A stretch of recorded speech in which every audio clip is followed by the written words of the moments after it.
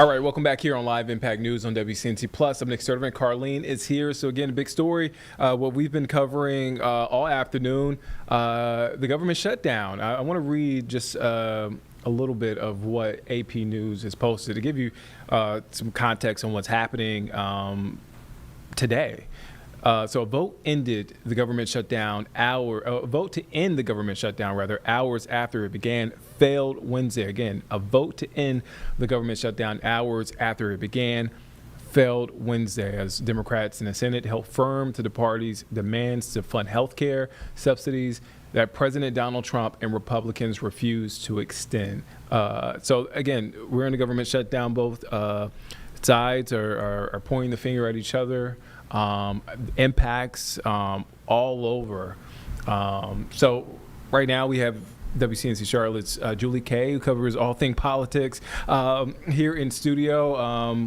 We've been talking about the impacts. We had Dr. Scott Huffman on from Winthrop University, giving us some context. But these are real people that are impacted by this government shutdown. It doesn't matter what side of the aisle you're on. Yeah, absolutely. You actually did. You got a statement from Representative Chuck Edwards. You're going to speak with Congressman Tim Moore a little bit later. I mean, you've been all over the place. Just kind of give us a breakdown of what you have so far. Right. So we've got some interviews lined up with, like you mentioned, Republican Congressman Tim Moore. And earlier today, we heard from North Carolina Democrats, so Alma Adams, Deborah Ross, those congresspeople as well. So like you mentioned, everyone's kind of pointing fingers at each other. The Republicans are literally calling this a Democrat shutdown. Democrats are saying, well, you guys are in the party in power. You should be working with us to come to a solution here. The big debate, though, is, of course, health care and people specifically using the Affordable Care Act. This continuing resolution or this budget bill would not continue a subsidy for the Affordable Care Act, which would raise premiums for those people, which in turn, for a lot of people, would mean they would end up uninsured. They wouldn't be able to pay. And Democrats say not only is that bad, but that would then raise rates for everybody else. And so we talk about cost of living. When you ask people what is their biggest concern right now, on either side of the aisle, most people would probably say cost of living. Healthcare is a big chunk of that, is what the Democrats are arguing.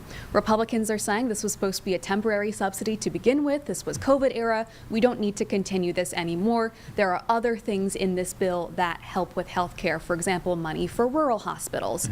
But there's also other parts of this bill in general that are necessary. A lot of our North Carolina Congress people, I know that Chuck Edwards mentioned this, I believe Tim Moore will probably speak on this as well, but relief for Western North Carolina in particular. Above all, though, you talk about impacts to people. We're talking 140,000 people in North Carolina that are not going to get a paycheck until this is fixed. That is federal workers, so that includes people who work at state buildings, that includes TSA agents here in Charlotte at our massive airport. It also includes military personnel. So that is a lot of people heavily impacted by this, and so it's a lot of pressure. We haven't been in this moment with a government shutdown in a long time. At that time, it's been many years. There was also this kind of scuffle of there's no end in sight. So I do want to remind people that shutdown, though it was bad, did not get to the point where we saw SNAP benefits ending with benefits ending, and we were still in this same stressful, wow, there's no solution in sight. So that is kind of where everyone's at right now. There's no common ground, but it is still possible that something could happen at any time. Yeah, it was uncertain. I remember covering that back in 2018 into 2019, just the uncertainty then, but even now, a lot more uncertainty. We were chatting as we were wrapping up this White House briefing. You got a chance to speak with Nura Shub, because to your point, a lot of federal workers here in this area, they're not going to get those paychecks, and look, you got to put food on the table. A lot of these folks have families, and so a lot of folks got to pay their rent, got to pay their mortgage. And they also got to buy groceries, and they got to get it from somewhere. And folks like Nura Shub, they're there to fill in a gap. But, I mean, something's got to give. Yeah, and this is something like this where you have millions of people, hundreds of thousands here that are going without a paycheck. When you mentioned a lot of these people have families, this is going to put strain on other programs. So Nourish Up, of course, is not the only food bank here, but even them, they have seen record numbers already this year for all sorts of reasons. I mean, they said this is a compounding issue of costs are up.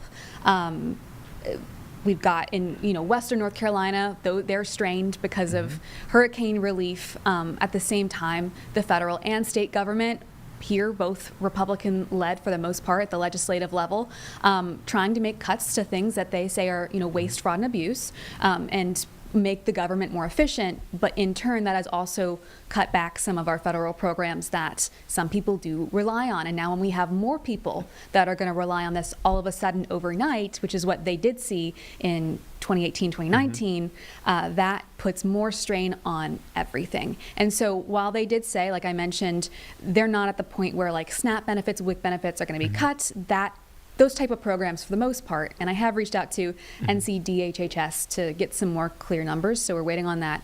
But we don't expect that to get cut in the next couple months. They have cushion for something like this. But the more immediate impacts are, like you mentioned, the TSA workers at Charlotte International Airport, huge airport that's going to be heavily impacted by this, and the people who work there will be as well. But people who aren't even losing their paychecks now are not competing for the same resources, but that's kind of how it feels at this point. I do got to ask you on a personal note, because you're our go-to as far as politics.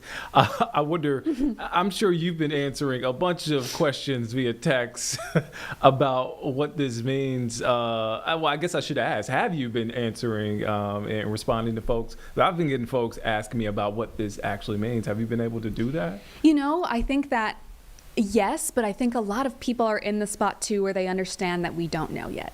Yeah. We're in that phase today where we're kind of asking those questions, and like a lot of us have covered the most recent time where this happened.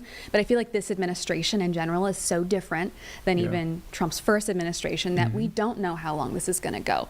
This particular shutdown, I think, is interesting because, of course, led by Chuck Schumer, minority leader, but he was so against this just a few months ago. So things change so quickly under this administration that I'm curious myself how long this will last. This is the Democrats' not just biggest leverage point, but only leverage point. I know that from what I've heard from those Congress people on the left, that they understand the gravity of this, but they really don't have much other leveraging power right now. Yeah. And so I think people right now are all kind of in this limbo where they're asking the question, but you and I only have so many answers as well, because the people in charge don't really have answers right now either. Yeah, same. I just wanted to, I'm like, man, if I'm getting these questions, I'm sure Julie Kay is getting these same questions.